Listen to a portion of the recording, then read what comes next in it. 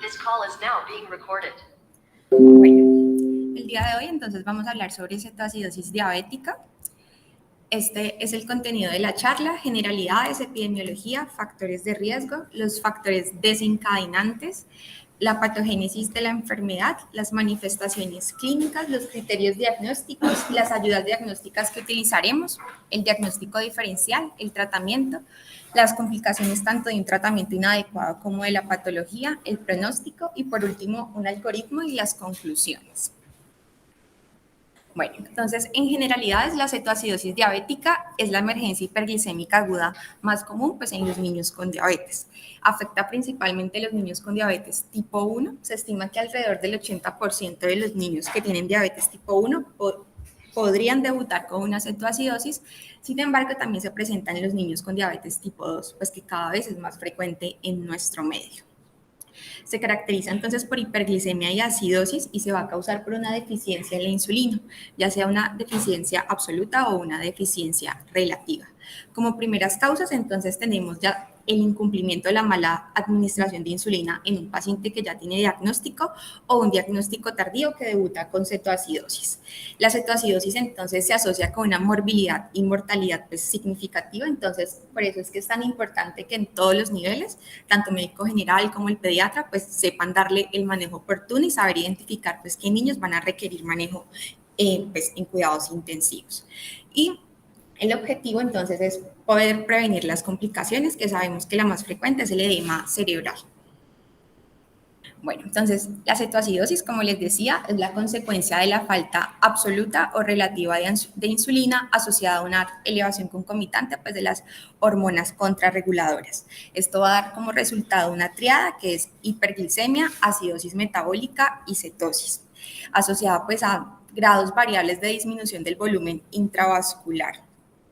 Pues la mayoría de niños van a cursar con una glucosa por encima de 200, sin embargo sabemos que alrededor de los 10% de los niños podrían cursar con una cetoacidosis y tener niveles de glicemia por debajo de 200. O sea, igual lo veremos más adelante.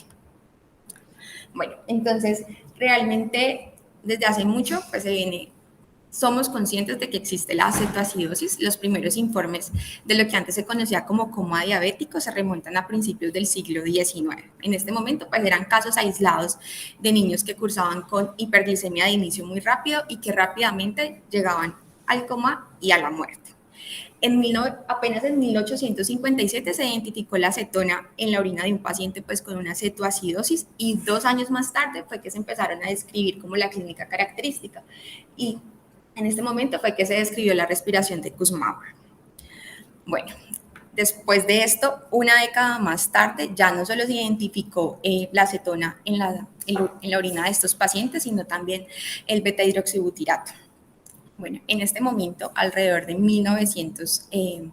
el inicio de 1900, la mortalidad por la cetoacidosis era muy alta. Se estimaba que podría ser mayor al 95%, esto pues porque todavía no se había instaurado pues, el manejo con la infusión continua de insulina.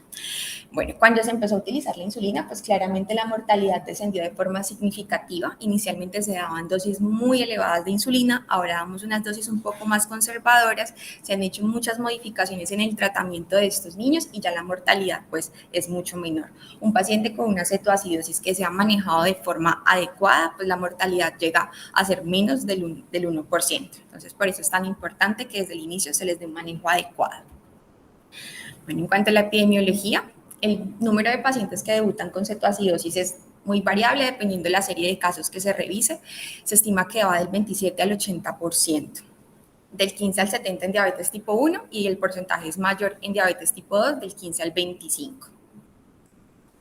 Bueno, este es un estudio que incluyó 5.615 niños y adolescentes, la edad de corte fue 16 años, que habían debutado con diabetes, pues que tenían diabetes tipo 1. Se evaluaron en 3 periodos de tiempo, entre el 2002 y el 2010, y pues se evaluó qué porcentaje de ellos, su diagnóstico, pues había debutado con una cetoacidosis. En general fue el 30% de la muestra y no se encontró pues variaciones a lo largo del tiempo.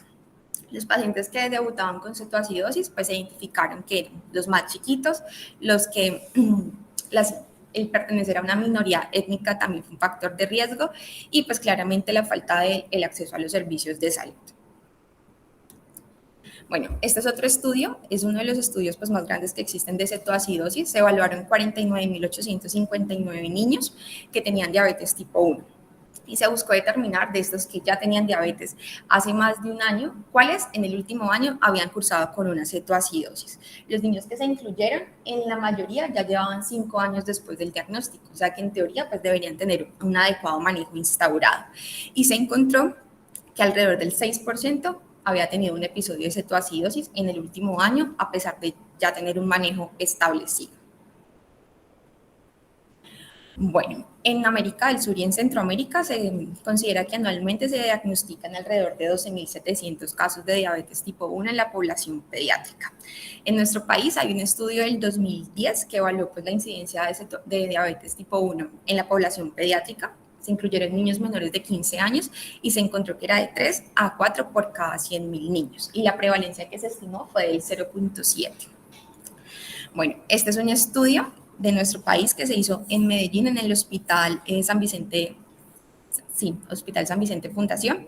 En este se incluyeron, pues, fue un estudio retrospectivo que buscó evaluar cuáles eran las características de los niños menores de 15 años que debutaban, pues, con cetoacidosis.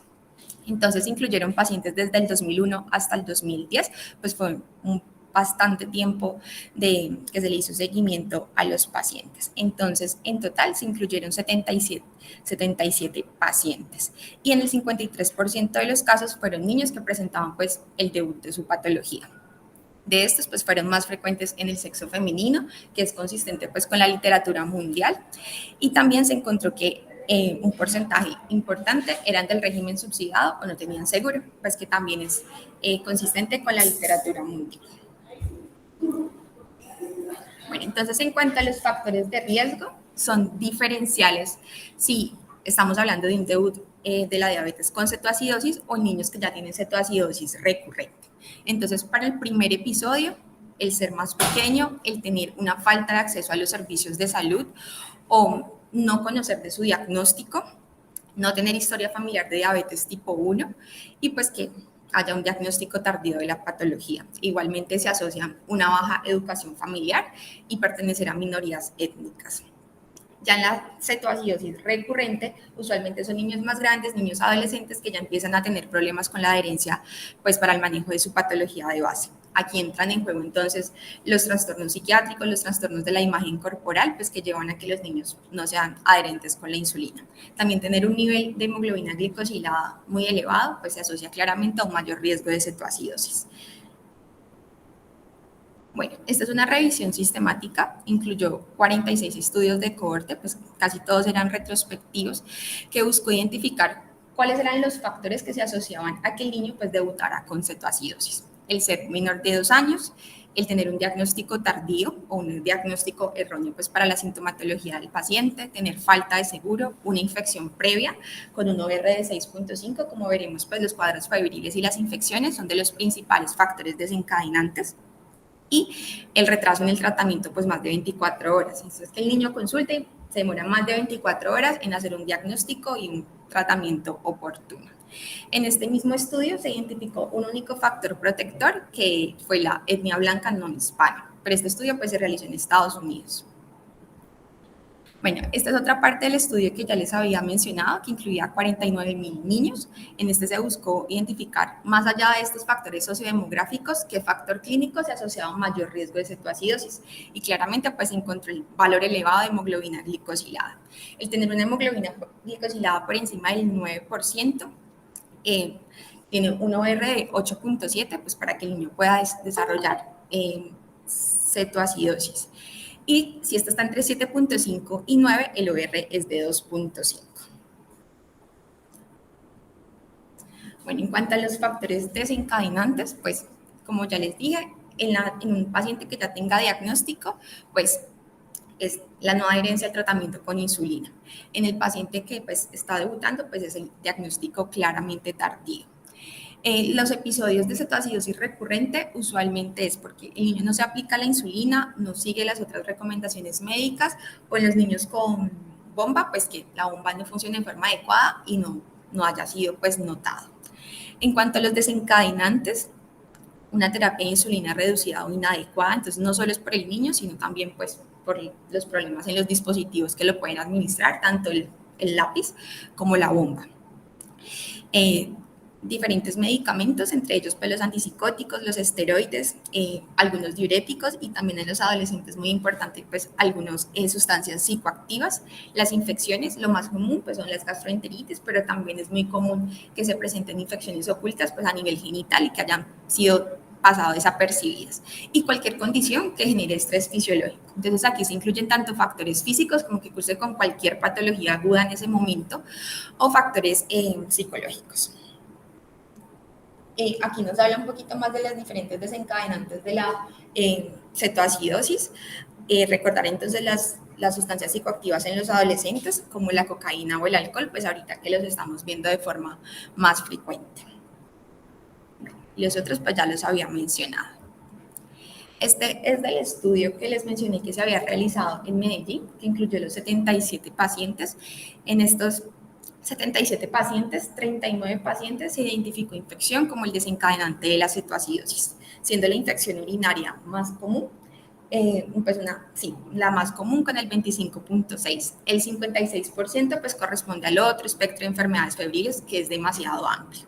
La infección urinaria pues sobre todo se identificó como desencadenante en los niños más chiquitos, ya los más grandes era la gastroenteritis. Entonces, siempre en un paciente que tenga una cetoacidosis, pues debemos buscar de forma activa el foco de infección. Bueno, entonces, en cuanto a la fisiopatología de la enfermedad, la cetoacidosis pues, se va a desarrollar a partir de una deficiencia absoluta o relativa de insulina, debido, pues, como sabemos, la diabetes se va a generar por una insuficiencia progresiva de las células beta pues, para la producción de insulina. Esto me genera asociado, pues se presenta el aumento concomitante de las hormonas contrarreguladoras como el glucagón, el cortisol, las catecolaminas y la hormona de crecimiento.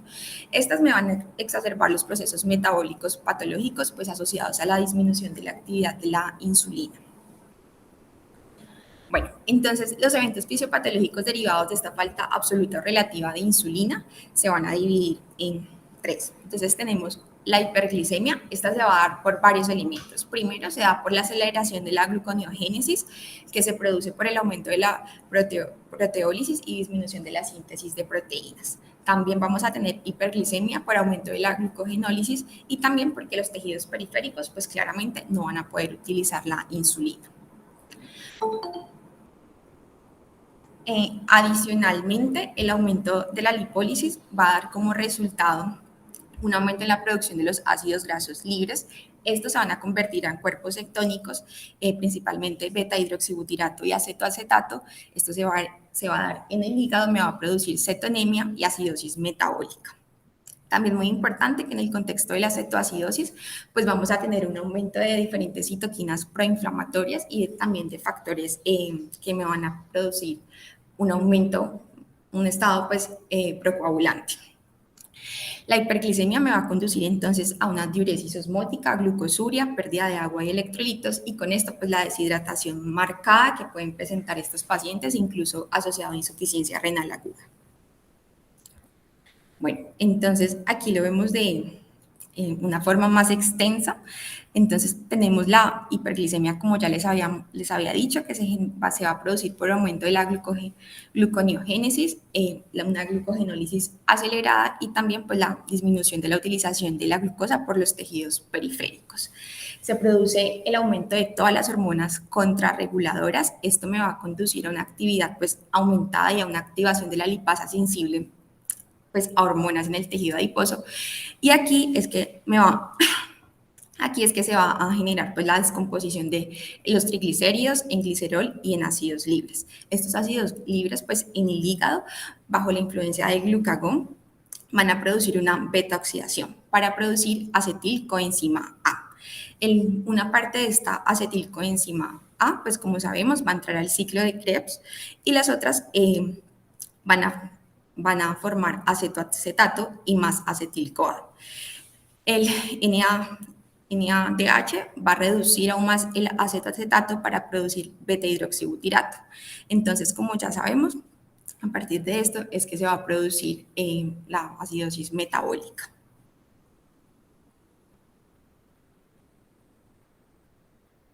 Bueno, entonces todos estos mecanismos hormonales van a aumentar las concentraciones de glucosa a nivel intravascular. Esto me va a llevar a una hiperosmolaridad que me va a generar que pase el líquido del espacio intracelular al espacio extracelular. Cuando las concentraciones de glucosa son muy elevadas, y superan los 180 miligramos por decilitro, pues este es el umbral renal, entonces se va a empezar a filtrar glucosa, vamos a tener glucosuria y pues con la glucosa esto me va a arrastrar agua y también me va a arrastrar electrolitos. Esto es lo que principalmente me lleva a la disminución del volumen intravascular y a la deshidratación pues bastante importante que presentan estos pacientes. Entonces tenemos tres momentos en cuanto a la diuresis osmótica. Entonces, en la fase temprana tenemos la cetoacidosis, el volumen pues, está cerca de lo normal, los aniones cetoácidos que son producidos logran ser excretados por el riñón como sales de sodio y sales de potasio. Bueno, posteriormente tenemos la segunda fase, es la fase en la que ya por lo que les había dicho de la diuresis osmótica, hay contracción del volumen y tenemos pues que se pierde la mayor cantidad de líquido. Aquí es cuando es necesario pues realizar un tratamiento activo para disminuir la deshidratación. Ya con el paciente se hace la reanimación hídrica adecuada, el reemplazo del déficit, pues según el grado de deshidratación, pues ya vamos a tener la tercera fase, que es la de recuperación. Bueno, en cuanto a las manifestaciones clínicas, tenemos la poliuria, la nicturia, la polidipsia, la polifagia, la pérdida de peso repentina, alteración del estado de conciencia, dolor abdominal, emesis y pues el olor, el aliento a frutas, pues que es debido al aumento de acetona. Entonces, como vemos, pues tiene un compromiso multisistémico, sin embargo, la cetoacidosis diabética en los niños puede ser un cuadro muy inespecífico, entonces siempre debemos tenerlo en cuenta en la gran mayoría de diagnósticos diferenciales que hacemos en urgencias. Y pues todo niño que ingrese a urgencias debería tener una glucometría, por lo menos al ingreso. También es importante que aquí consideremos que los niños, pues en casos excepcionales, podrían cursar con, debutar con signos de edema cerebral. Entonces, recordar la cefalea intensa, la instauración rápida, la emesis persistente, la alteración del estado de conciencia. Bueno, entonces debemos realizar una evaluación clínica para confirmar el diagnóstico y buscar pues, los posibles desencadenantes, buscar todos los signos de infección. Entonces debemos describir los signos de deshidratación, que ya los vamos a ver, la respiración de Kussmaul, pues que es la respiración profunda para compensar pues, la acidosis metabólica y los signos de edema cerebral. Entonces, en todo paciente con cetoacidosis debemos evaluar la severidad clínica de la deshidratación para así saber cuánto le vamos a reponer el líquido. Entonces, usualmente cuando tenemos una pérdida de alrededor del 5% del peso corporal, vamos a tener una turgencia en la piel pues alterada, membranas y mucosas pues van a estar secas y el paciente puede estar taquicárdico. Cuando ya es de 5 al 10%, entonces ya vamos a tener un llenado capilar prolongado, podemos tener ojos hundidos y cuando ya es más del 10%, entonces pues ya va a haber un compromiso sistémico que es bastante marcado en el que vamos a tener disminución de los pulsos periféricos, hipotensión y shock. Entonces, normalmente cuando tenemos una cetoacidosis leve, estimamos una deshidratación del 5%, moderada del 5 al 7% y la cetoacidosis grave pues ya del 10%. En cuanto a los criterios diagnósticos de la cetoacidosis, entonces tenemos un nivel de glucosa por encima de 200, aunque ya vimos que un pequeño porcentaje puede estar euglicémico, un bicarbonato sérico por debajo de 15, un pH por debajo de 7.3, niveles elevados de cetonas en suero y pues diferentes grados de deshidratación. Entonces, este primer algoritmo nos resume cómo vamos a hacer el diagnóstico. Entonces, necesitamos la clínica compatible o el antecedente pues, de ya ser un paciente con diabetes, los signos clínicos que principalmente van a ser deshidratación, la respiración de Kussmaul y en casos severos, pues signos de edema cerebral y vamos a hacer pues la toma de laboratorios bioquímicos que me permitan rápidamente establecer cuál es la severidad de la cetoacidosis. Y ya dependiendo de esto, pues voy a clasificar a mi paciente. Bueno, entonces, la Sociedad Internacional de Diabetes Pediátrica y Adolescente, pues estima que existe cetoacidosis leve, moderada o severa, dependiendo del pH, el nivel de bicarbonato y también la alteración del estado de conciencia. Entonces, en todos vamos a tener, pues, un valor de glicemia sérica por encima de 200. En la cetoacidosis leve, entonces tenemos un pH que va de 7,2 a 7,3, un bicarbonato que va de 10 a 15, claramente va a tener cetonas positivas y es un paciente que no tiene alteración del estado de conciencia. En moderada tenemos un pH de 7,1 a 7,2, un bicarbonato de 5 a 10 y puede ser un paciente que tiene un estado de conciencia normal o puede ya empezar a estar somnoliento. Y en severa tenemos un paciente con un pH por debajo de 7,1, un bicarbonato por debajo de 5 y usualmente son pacientes que cursan con alteración del estado de conciencia. Bueno, entonces, cuando tenemos el paciente con cetoacidosis, pues debemos no solo tomar los paraclínicos para poder clasificarlo, sino que debemos tomar pues, paraclínicos adicionales. Entonces, siempre entender pues una glucosa en suero, los gases, todos los electrolitos, función renal. También debemos tomar un hemograma, pues que típicamente va a estar hemoconcentrado por, dependiendo del grado de deshidratación, vamos a tomar aminotransferasas y también enzimas pancreáticas. Es muy importante en esto pues que los pacientes con cetoacidosis pueden cursar con un leve aumento de transaminasas y pueden cursar con un leve, pues con un aumento de la amilasa y lipasa sin necesariamente tener una pancreatitis. E igual vamos a tomar una hemoglobina glicosilada pues para determinar cómo ha sido el control glicémico del paciente en los últimos meses. Bueno, entonces, otros cálculos y ayudas diagnósticas pues, que debemos realizar en todo paciente con cetoacidosis. El primero pues, es el cálculo del anión GAP. Sabemos que lo sacamos es el sodio menos pues, los aniones, menos el cloro y el bicarbonato. El valor normal es de 7 a 13. Sabemos que en la cetoacidosis pues, va a estar aumentado claramente. Normalmente tenemos un anión GAP entre 20 y 30 en el paciente con cetoacidosis. Si este es mayor a 35, entonces debemos pensar que el paciente cursa con una acidosis láctica concurrente. ¿Esto qué pasa? Pues sabemos que en la cetoacidosis hay un aumento del metabolismo anaerobio, entonces esto me va a generar pues aumento del lactato. Bueno, en cuanto a los electrolitos, debemos saber interpretarlos en el paciente con cetoacidosis. Ellos pueden cursar con un sodio que es falsamente bajo, pues en el contexto de la hiperglicemia grave, se estima que se reduce 1,6 mil equivalentes por litro por cada 100 miligramos por decilitro de aumento de la glucosa en sangre. Entonces, siempre vamos a corregir el sodio.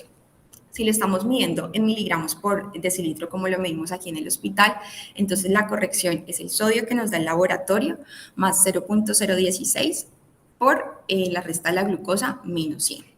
Y si es en milimoles, entonces es el nivel del sodio que nos da el laboratorio por 0,016 por la glucosa menos 5,5. Bueno, en cuanto al potasio, pues sabemos que estos pacientes a menudo tienen un déficit de potasio corporal por las pérdidas renales debido a la diuresis osmótica. Sin embargo, la medición inicial del potasio podría ser normal por el movimiento pues, de potasio que se genera del espacio intracelular al extracelular durante la acidosis. El magnesio puede estar bajo debido a la diuresis osmótica o puede estar normal. Y el fósforo puede ser normal o puede estar elevado inicialmente. Sin embargo, cuando iniciamos el tratamiento con insulina, va a disminuir. Ya más adelante veremos esto más amplio. Bueno, también debemos calcular la osmolaridad, especialmente en los pacientes en que necesitamos hacer un diagnóstico diferencial con el estado hiperosmolar hiperglicémico. Entonces, lo que vamos a calcular es la osmolaridad efectiva, que es 2 veces el sodio más la glucosa dividido 18. Bueno, otros hallazgos paraclínicos, estos niños pueden tener leucocitosis sin estar infectados. Aquí es muy útil pues, la bandemia para predecir con mayor pues, precisión que el paciente esté infectado. Pueden tener un aumento, pues un valor de hemoglobina y hematocrito elevado, pero esto es por la deshidratación. Pueden cursar con alteración de la función renal. Como les había dicho, elevación de aminotransferasas y de enzimas pancreáticas. Bueno, algo muy importante es el electrocardiograma. Es muy importante conocer los hallazgos en el electrosecundario a trastornos en el potasio. Muchas veces, sobre todo en un primer nivel, pues no vamos a tener el resultado inmediato de unos electrolitos. Entonces, pues incluso el electro nos puede servir para esto. Bueno, algunos pacientes que podrían cursar inicialmente pues con hipercalemia, vamos a tener pues cambios tempranos y cambios más tardíos. Entonces inicialmente podemos tener ondas T picudas y simétricas y estrechas como en la primera imagen, podemos tener aplanamiento de la onda P, prolongación del intervalo PR, un QRS ancho y ondas T picudas. Y ya cuando es una hipercalemia pues severa, entonces como vamos a ver tenemos un QRS ancho con esa morfología sinusoidal y no alcanzamos a ver la onda P. Otros pacientes pueden cursar con hipocalemia, entonces podemos tener depresión del ST, disminución de la amplitud de la onda U, una onda T invertida y prolongación del intervalo QT. Bueno, en cuanto al diagnóstico diferencial, el principal diagnóstico diferencial es el estado hiperglicémico hiperosmolar, ya vamos a ver las diferencias. Otros diagnósticos diferenciales en nuestro medio, pues es la gastroenteritis, la pancreatitis, pues todas las patologías que están dentro de la acidosis metabólica con anión GAP elevado, como la acidosis láctica, la cetoacidosis alcohólica, la uremia y diferentes intoxicaciones, como la intoxicación por metanol, por etilenglicol y por salicilatos. Bueno, y también recordar sobre todo en los niños más chiquitos las crisis cetoacidóticas, pero secundarias a errores innatos del metabolismo. Como les dije, entonces el principal diagnóstico diferencial es el estado hiperglicémico hiperosmolar. Este va a ser, pues se va a presentar con más frecuencia en los adolescentes pues respecto a los niños más chiquitos. ¿Por qué lo vamos a diferenciar? Porque los niveles de glucosa están muy elevados, usualmente son por encima de 600, usualmente el pH es mayor de 7.3, igual el bicarbonato mayor a 15. Y la osmolaridad pues va a estar elevada, va a estar por encima de 320. Bueno, ya para empezar a hablar del tratamiento, pues lo más importante, los objetivos van a ser corregir la acidosis, revertir la cetosis, corregir la deshidratación, intentar llegar a un nivel de glucosa casi normal o normal, prevenir y si se presenta alguna complicación, entonces manejar las complicaciones y pues claramente resolver cuál fue el factor desencadenante. En cuanto al entorno de tratamiento, entonces, en UCI vamos a manejar las cetoacidosis severas, los síntomas de cetoacidosis que son de muy larga duración y ya nos llegan muy tarde, que tengan inestabilidad hemodinámica o un estado de conciencia pues deprimido. Y también los pacientes, idealmente los pacientes que tengan mayor riesgo de edema cerebral, que son los niños más pequeños, que tengan una baja PCO2 y que tengan compromiso significativo del BUN. En salas de hospitalización, pues esta es de literatura estadounidense en el que dice que las cetoacidosis moderadas en un lugar donde todo el personal, tanto médico como de enfermería, tenga un adecuado entrenamiento, se podría manejar en salas de hospitalización. Y ya la atención ambulatoria sería para los pacientes con cetoacidosis leve que ya hayan tenido un diagnóstico previo, pues el diagnóstico de diabetes y que tanto el niño como los papás estén entrenados para el control de la patología. Entonces, que tengan hiperglicemia o cetosis, pero pues que claramente no vayan a tener una deshidratación importante. En nuestro medio, pues por el difícil seguimiento a los pacientes, pues es poco probable que a un paciente le podamos dar un manejo ambulatorio. Bueno, todos los pacientes, independiente del servicio donde estén, deben tener una monitorización frecuente, sobre todo al inicio del tratamiento. Debemos tomar una glucometría o una glucosa en sangre cada 1 a 2 horas, los electrolitos séricos, los gases y la función renal cada 2 a 4 horas, pues según la condición del paciente. Y las cetonas en suero y en orina se deben medir pues hasta que el paciente hasta que estas se eliminen, estén por debajo de 3. Bueno, vamos entonces inicialmente a hablar de los líquidos. La cetoacidosis, en la cetoacidosis tenemos entonces un agotamiento severo del agua y de los electrolitos, tanto del espacio intracelular como del extracelular. Entonces, como vimos, va a oscilar entre el 5 y el 10% del peso corporal, pues el déficit. El objetivo entonces es restaurar el volumen intravascular, lograr un balance hidroelectrolítico, restaurar la tasa de filtración glomerular y pues obviamente evitar la administración excesiva de líquidos, que sea asociado con edema cerebral sin ser el factor más importante. Bueno, entonces lo primero que vamos a hacer es empezar el reemplazo de líquidos antes de empezar la terapia con insulina. El primer paso es realizar la reanimación hídrica para restaurar la circulación periférica. Aquí entonces siempre sabemos que en cualquier contexto de deshidratación la reanimación la hacemos con líquidos isotónicos. Vamos a administrar solución salina de 10 a 20 cc por kilo durante 1 hora. Si persisten los signos de hipoperfusión, pues considerar un segundo bolo. Cuando el paciente está choqueado, pues se consideran bolos hasta de 20 cc por kilo.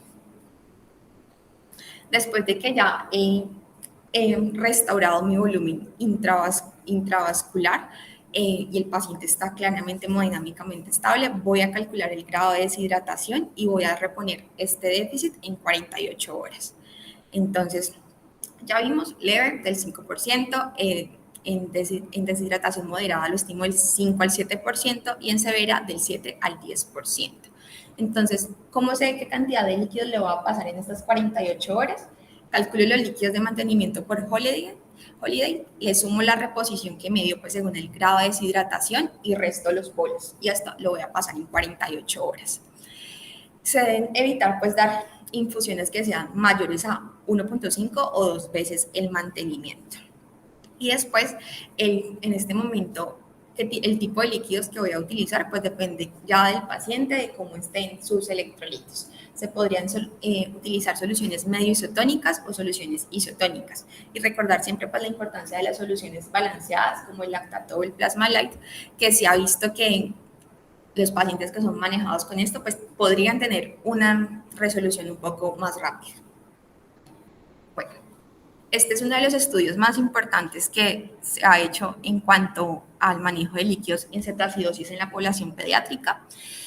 Fue un ensayo aleatorizado, se incluyeron 1.255 pacientes y de estos tenían 1.389 episodios de cetoacidosis. Entonces hubo algunos niños que durante el seguimiento pues tuvieron varios episodios de cetoacidosis.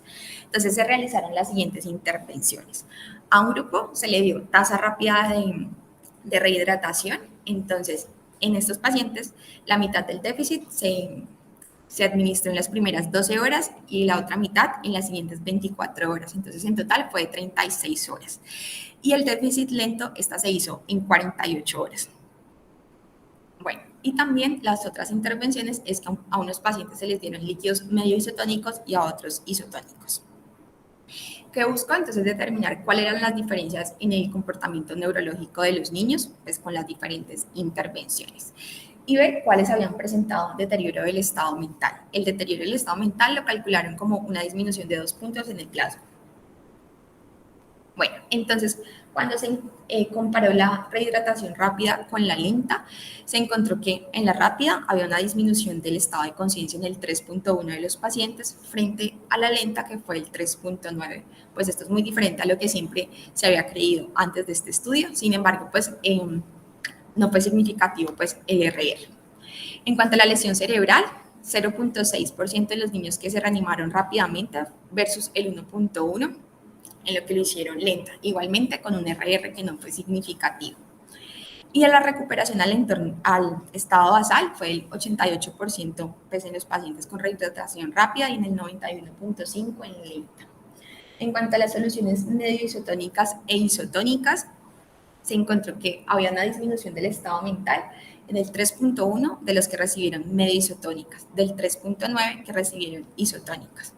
Y la lesión cerebral clínicamente aparente en el 1% que recibieron medio isotónicas y en el 0.7% de los que recibieron isotónicas.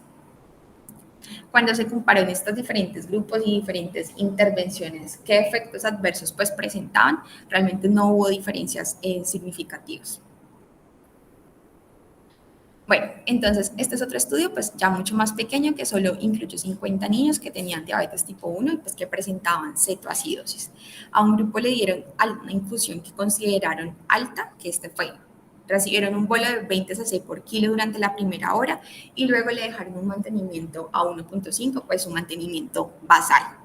El que tenía una infusión un poco más baja, le dieron un bolo de 10 cc por kilo en la primera hora y luego la dejaron a un mantenimiento de 1.25.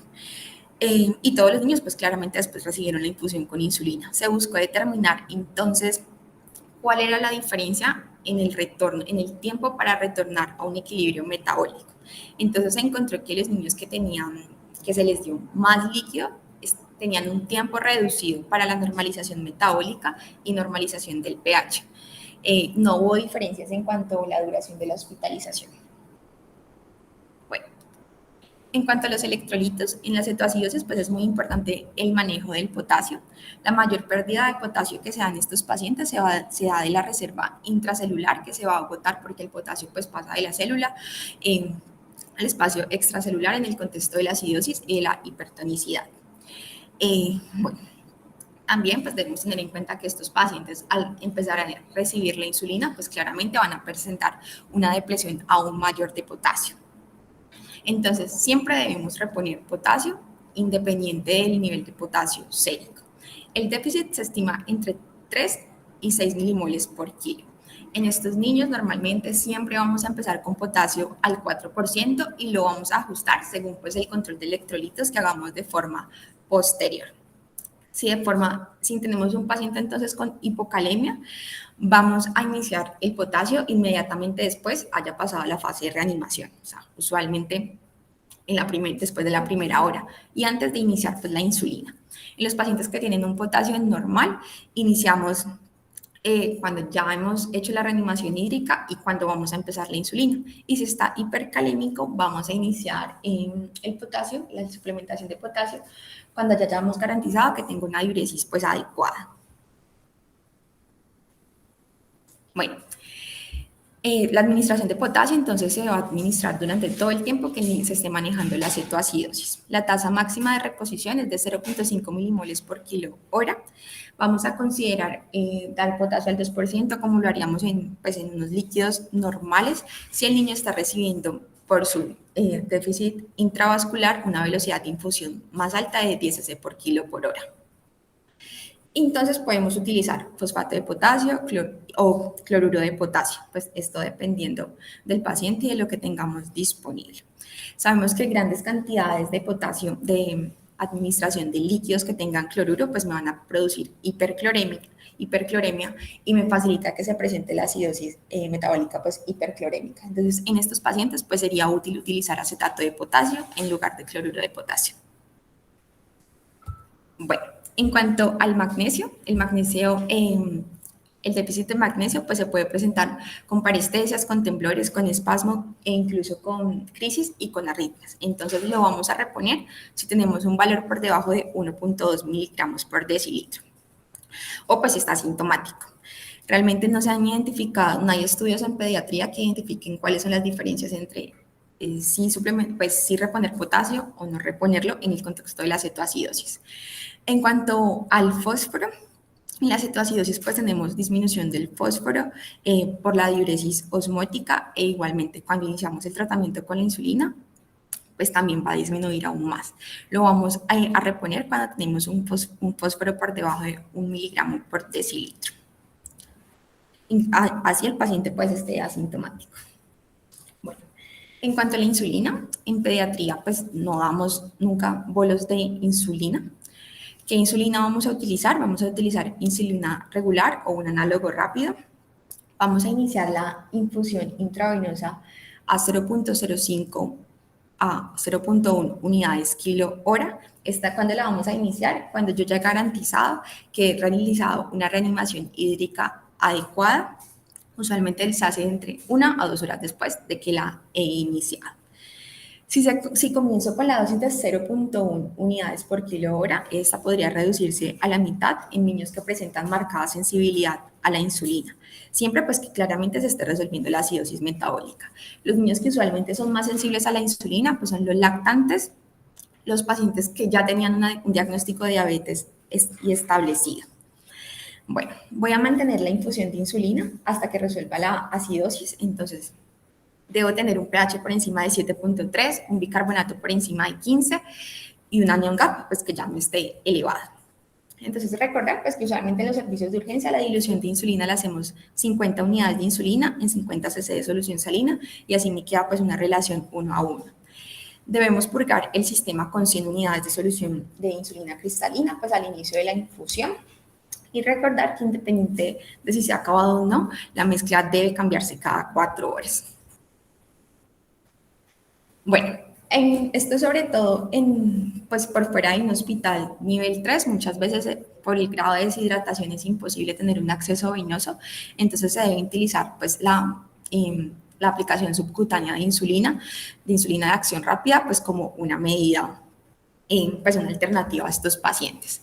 ¿Qué voy a hacer? Voy a utilizar insulina de acción rápida cada 4 horas. Esto si el paciente tiene un pH de 7.3, pues por debajo una cetoacidosis pues severa, no debería ser manejada. La dosis es de 0.8 a 1 unidad por kilo en 24 horas. Entonces lo que hago es dividir estas unidades, esto en 6, entonces eso me da la dosis que le voy a dar cada 4 horas. Y lo voy a ajustar pues según el nivel de glucosa que tenga. Entonces, ¿qué voy a hacer si los parámetros bioquímicos no mejoran, si el paciente pues sigue hiperglicémico y con cetoacidosis? Sabemos que normalmente la tasa de disminución de la glucosa en sangre se va a estabilizar en 54 a 90 miligramos por decilitro por hora. Entonces, esto es lo que yo estimo que debe ir disminuyendo. Bueno, entonces, ¿qué voy a hacer si no mejora? Pues debo reevaluar el paciente, si hay algo más que no esté manejando. Tengo que ver si la dosis que le estoy dando es adecuada o si inicié una dosis muy bajita, que es lo que frecuentemente pasa. Y también si hay algún error en la preparación de la insulina. Entonces, tengo que verificar que el sistema se haya purgado, que la dilución de la insulina sí esté como 1 a 1 como debería estar y que la mezcla se esté cambiando cada 4 horas pues para que no se haya cristalizado. Y pues también considerar que el paciente, aparte de la cetoacidosis, puede cursar con otra condición aguda que lo esté afectando y pues por eso no resuelva su acidosis. Eso en el contexto pues del paciente severamente enfermo. Bueno, entonces, ¿cuándo vamos nuestros líquidos? Pues como vimos inicialmente, claramente no eran dextrosados. ¿Cuándo le voy a agregar glucosa a los líquidos? Cuando ya tenga una glucometría entre 250 y 300 o antes si veo que hay un descenso muy rápido del valor de glucosa sérico, ¿sí? Desciende entonces más de 90 miligramos por decilitro por hora. Usualmente entonces agrego dextrosal 5, utilizo pues líquidos con dextrosal 5 al 12.5%. Algunos pacientes, pues ya individualizada, podrían requerir concentraciones más elevadas. Bueno, entonces cuando ya voy a cambiar de la infusión de insulina a la insulina subcutánea, pues debo tener resolución de la acidosis. Entonces, pH por encima de 7.3, bicarbonato por encima de 15, una glucosa por debajo de 200 y que el paciente ya esté tolerando vía oral. Entonces, ¿cómo lo debo hacer? La primera inyección de insulina subcutánea se debe hacer antes de detener la infusión. Entonces, 15 a 60 minutos antes de detener la infusión de insulina, si lo estoy haciendo con insulina de acción rápida, o de 1 a 2 horas si estoy utilizando insulina regular. Esto para tener el tiempo suficiente que permita la absorción y prevenir que se presente una hiperglicemia de rebote. Pues estos pacientes pues claramente requieren un control muy frecuente del valor de glucometría. Podemos tener tanto hiperglicemia de rebote o como también que hayamos hecho mal el cálculo y tengamos una hipoglicemia marcada. Bueno, y ya pues voy a establecer el plan con el que en teoría debería mandar el paciente pues de forma ambulatoria. Bueno, esto me resume entonces lo que hemos visto hasta ahorita el manejo. Entonces ya sabemos, la primera parte es la parte de la reanimación hídrica que lo voy a hacer con los bolos de isotónicos a 10 cc por kilo. La segunda parte pues ya es la reposición de este déficit en 48 horas y el inicio pues de la infusión con insulina. La infusión entonces, como se los dije, de 0.05 a 0.1 unidades por kilo después de la primera hora de administración de líquidos. Entonces, los pacientes deben estar reevaluados de forma constante. Dependiendo de cómo esté el paciente evolucionando, tomo las medidas adicionales. Si la acidosis no está mejorando, entonces revisamos todo lo que ya les dije que podría estar fallando. Si tenemos una glucosa por debajo de 300 o que está caído más de 90, entonces ya sabemos que ya agregamos los líquidos dextrosados, usualmente dextrosal 5 al 12.5%. Si mejora, lo paso pues a insulina subcutánea. Y recordar que siempre durante todo el manejo de estos pacientes debemos realizar una vigilancia neurológica estricta porque el edema cerebral pues, podría aparecer en teoría en cualquier momento. Bueno, en cuanto al bicarbonato, los estudios pues, en pediatría no han demostrado un beneficio clínico de su administración. Sin embargo, pues sí sabemos que tiene efectos adversos importantes. Podemos tener una acidosis paradójica a nivel del sistema nervioso central, una hipocalemia pues severa.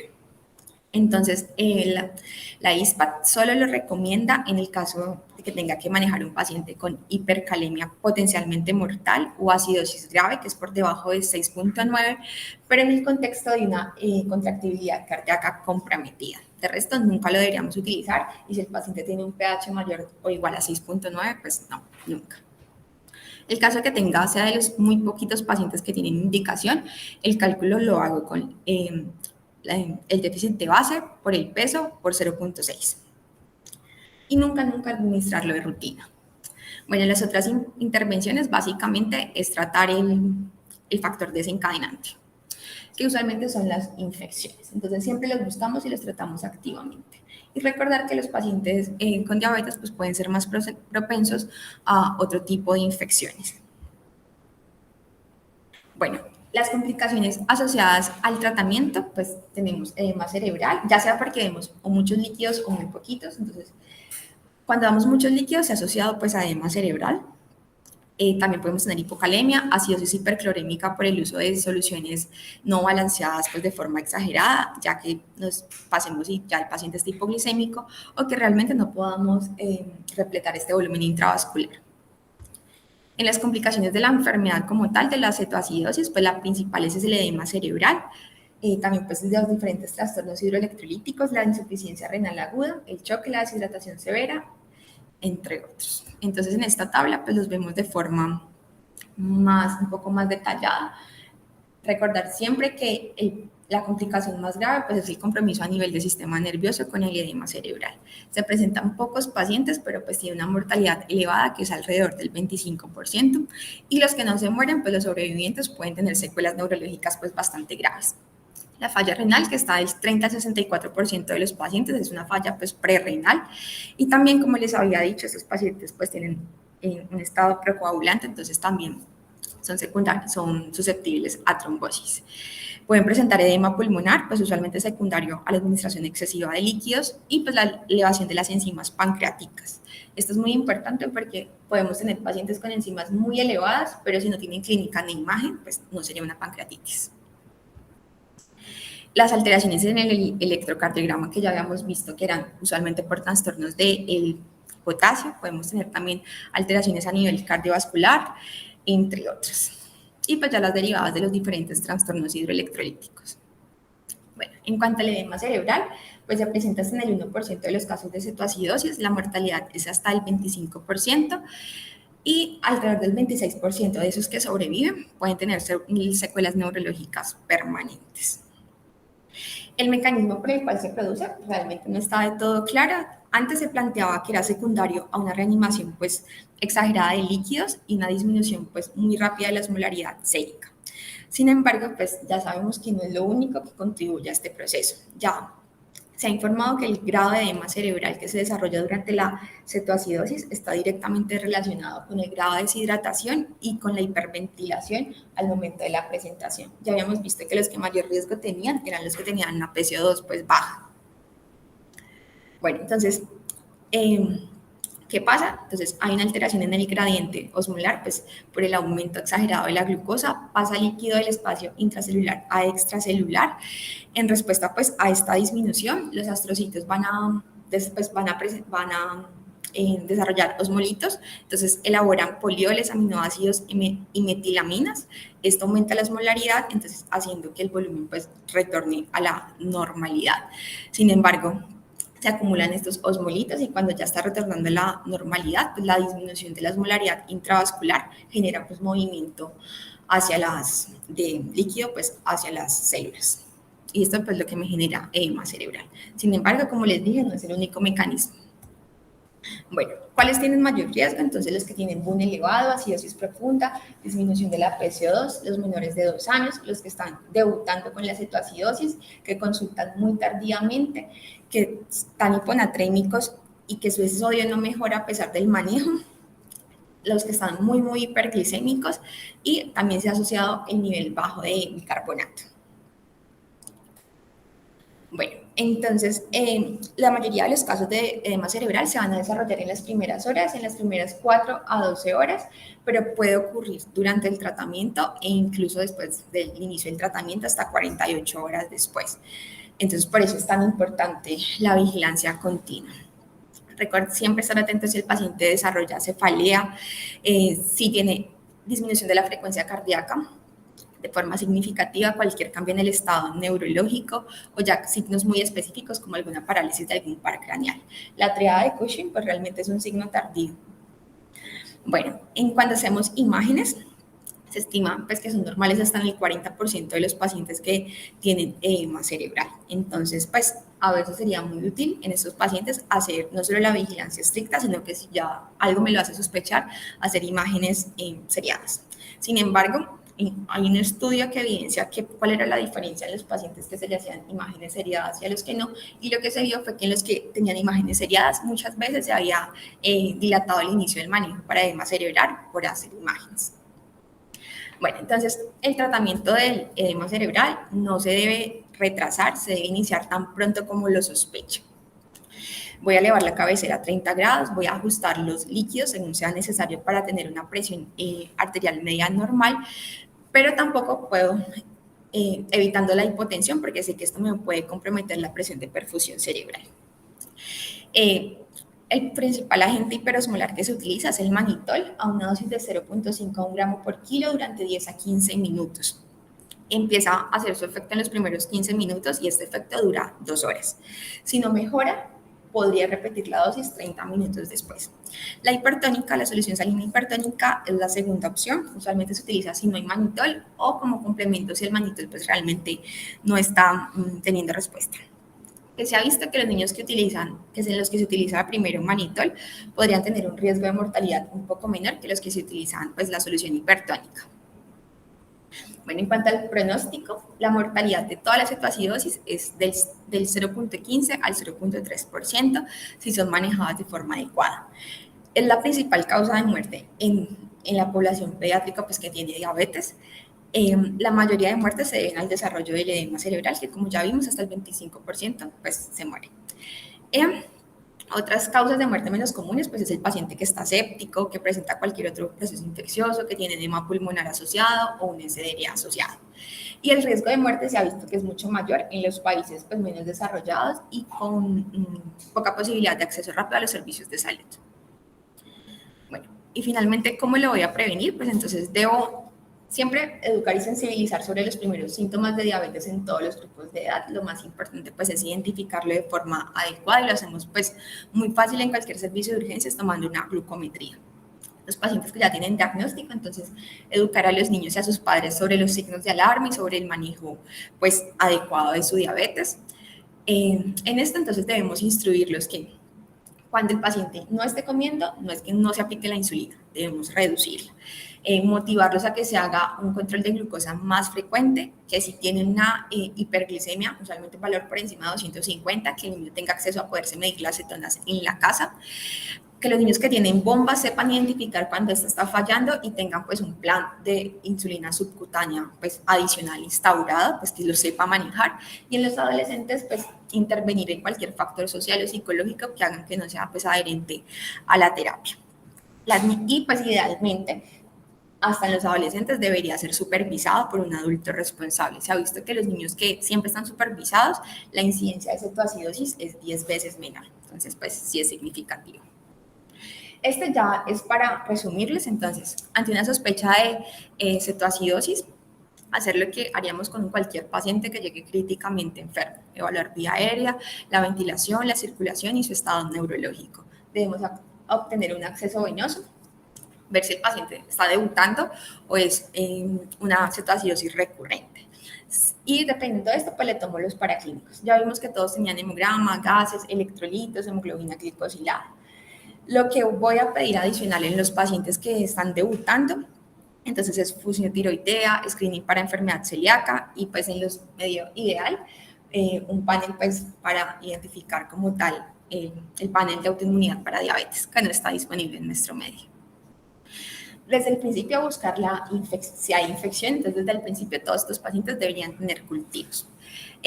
La parte inicial de la reanimación, bolos de isotónicos a 10 a 20 cc por kilo y pues estarle evaluando constantemente. Después continuar con la reposición de los líquidos durante 48 horas, entonces le doy el déficit más el mantenimiento menos los bolos. En la primera hora iniciar la infusión de insulina y pues hacer la monitorización continua. En cualquier momento, si hay cambios neurológicos, entonces iniciar el manejo hiperosmolar. Ya cuando la glucosa me alcanza 250, 300 o menos, entonces ya empiezo los líquidos dextrosados y ya cuando resuelva, pues le paso a subcutáneo. Bueno, entonces en cuanto a las conclusiones, es una complicación pues frecuente en la población diabética debido pues a la deficiencia grave de insulina, insuficiencia relativa o absoluta. Es una complicación que en gran medida es evitable y prevenible.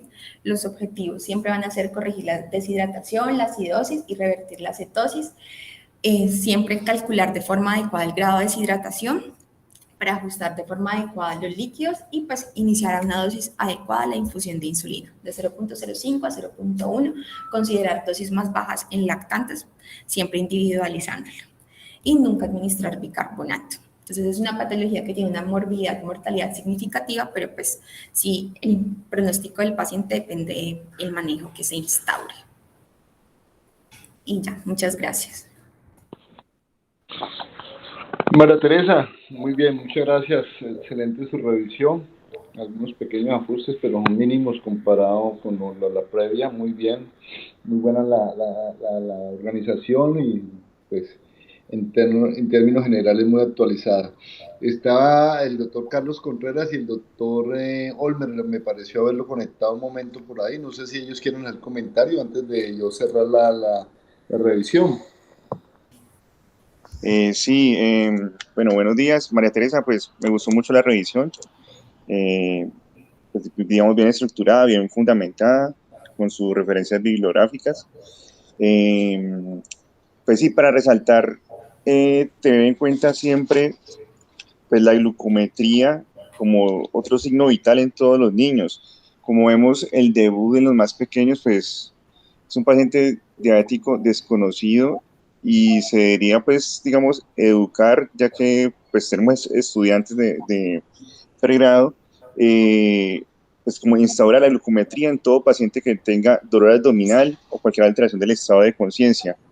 También me llamaba la atención en la diapositiva donde hablábamos de pues que siempre hay que considerar el paciente diabético pues que esté cursando con una infección.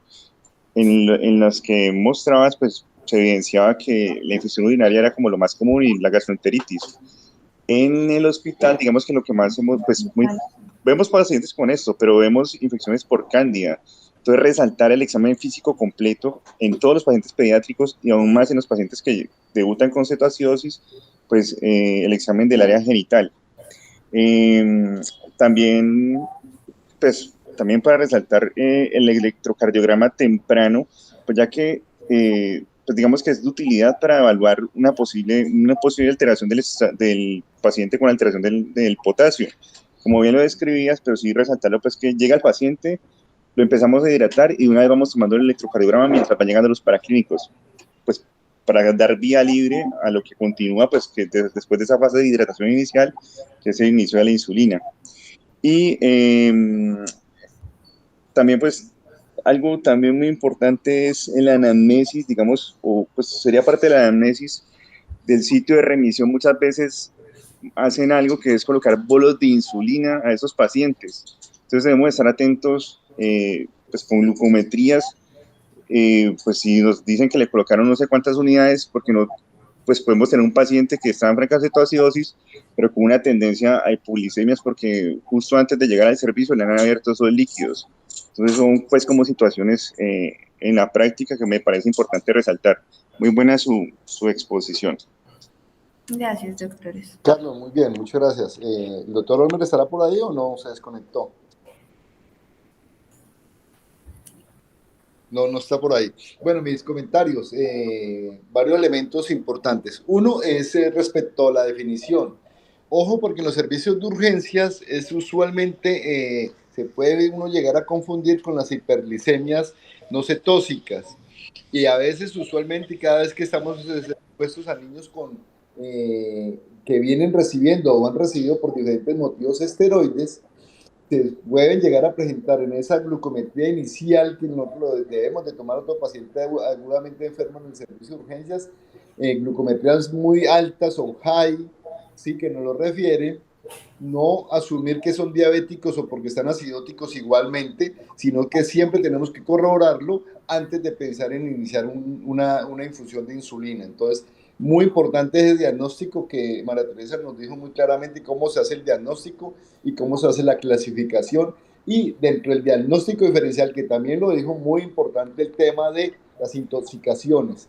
Intoxicaciones con pacientes con anión GAP elevado, lo dijo María Teresa, pero lo hago énfasis, pacientes con enfermedad metabólica congénita, muy importante, y algunas intoxicaciones por diferentes sustancias. Entonces, es clave eso. Dentro de un elemento que acaba de decir el doctor Carlos, que yo siempre hago mucho énfasis, ojo, estudiantes de pregrado, ojo, estudiantes de posgrado, por favor, en el examen físico y sobre todo, es esencial, pero en cetoacidosis, en diabetes, sí que tiene una tremenda trascendencia la revisión de los genitales. El doctor Contreras lo acaba de decir. Yo digo una frase horrible siempre cuando hablo de este tema a mí me encanta y me apasiona, y les digo, casi siempre el que no abre las piernas se equivoca o mete las patas en cetoacidosis diabética, porque si yo no identifico adecuadamente y solamente me quedo con la pregunta a la niña o al niño, ¿cómo están los genitales? Si tiene flujo o no, y no lo reviso yo personalmente, me voy a equivocar. Y si yo no trato la candidiasis, que es el principal foco infeccioso, también hay urinarias, infecciones de otitis, amigdalitis, pero lo más frecuente que nosotros vemos durante todos estos más de 20 años viendo pacientes con cetoacidosis diabética es vaginosis o balanitis por cándida. Entonces, ojo, que si yo no lo diagnostico, obviamente no lo va a tratar, y si no lo trato, ese paciente no lo va a compensar. Muy importante la preparación y la infusión en otros, realmente ponemos las infusiones de insulina, ojo, que después de haberle iniciado los líquidos, haber hidratado al paciente, como le dijo María Teresa, después de una hora y media, haber hidratado adecuadamente al paciente, sin excedernos, jamás, insisto, como dijo el doctor Carlos, jamás, doctores de pregrado, por favor, no se colocan bolos de insulina, no se colocan bolos de insulina. Iniciar los goteos de insulina, y si el paciente tiene menos de 5 años, lo arrancamos a dosis de 0.05 unidades por kilo por hora, mayores de 5 años a 0.1 unidad por kilo por hora. Tener en cuenta la preparación, la forma de preparar ese goteo, la forma más sencilla que yo conozco, la que yo tengo y la que nosotros usamos rutinariamente, es coger 10 unidades de insulina cristalina, diluirlas en 100 centímetros de solución salina, ¿sí? O de agua destilada, y colocar de esa mezcla de 100 centímetros los cc que signifiquen el peso del paciente. Si el paciente pesa 30 kilos, de esa mezcla que acabamos de formar, colocamos a 30 dc por hora. Si pesa 50 kilos, ponemos 50 dc por hora. Y tener en cuenta que ese volumen, si es muy alto, es importante descontarlo de los líquidos de mantenimiento, que deben de ser isotónicos y en algunas circunstancias medio isotónicos.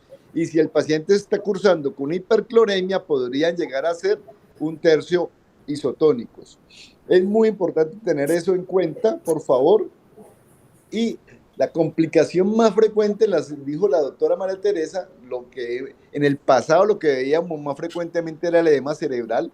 Hoy en día, durante los últimos 10 años, lo que yo veo más frecuentemente realmente es hipoglicemia, y porque nosotros no hacemos adecuadamente el inicio de los líquidos destrozados, como muy bien lo dijo Teresa, desde cuando arranca esas glucometrías a caerse por debajo de 300, 250 miligramos por decilitro, es muy importante empezar a colocar el suplemento de líquidos destrozados. Si continúa bajando a pesar de que la glucometría sigue continuando bajando a pesar de que los líquidos ya están destrozados, muy importante ir incrementando el flujo metabólico. Esos líquidos destrozados se pueden ir incrementando progresivamente al 5 o al 10%, aún hasta el 12.5%. ¿Qué otra recomendación? Pues, de verdad, María Teresa, doctores, para mí, la verdad, sinceramente, no va a sonar bonito, pero manejar la cetoacidosis diabética es lo más sencillo posible. Yo digo que esto lo pueden enseñar hasta en el SENA, irónicamente.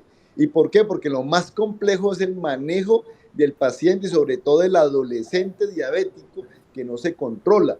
Porque usted en un servicio de urgencias, en una unidad de cuidado intensivo, estabiliza y controla a este paciente, pero pasan 2 o 3 días y el paciente luego queda libre y queda en esos casos, dos pacientes que son muy complejos de manejar, que no tienen una buena herencia, que los papitos ya no los controlan, y la verdad es que el manejo multidisciplinario es trascendental.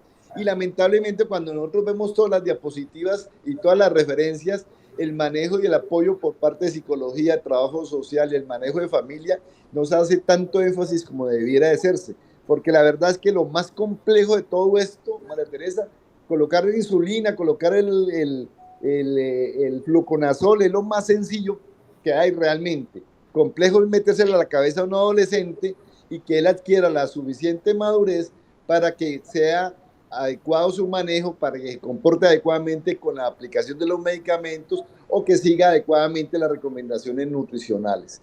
Eso es de las cosas más difíciles y la verdad es que casi nunca nosotros nos referimos a ese punto porque la verdad es que el rol que tiene el psicólogo, el trabajador social, el pediatra general de continuar el manejo y convencer tanto al paciente como a su familia un manejo pues, adecuado de su condición de salud, hace que tenga un buen o una mala herencia al manejo.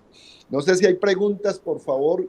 Este es un tema muy importante de la formación de ustedes, tanto de pregrado como posgrado, y no sé si hay alguna inquietud. Usualmente, lamentablemente, en este tipo de revisiones casi nunca salen preguntas, pero la verdad es que este es de los temas que en urgencia ustedes van a tener que saberlo manejar adecuadamente.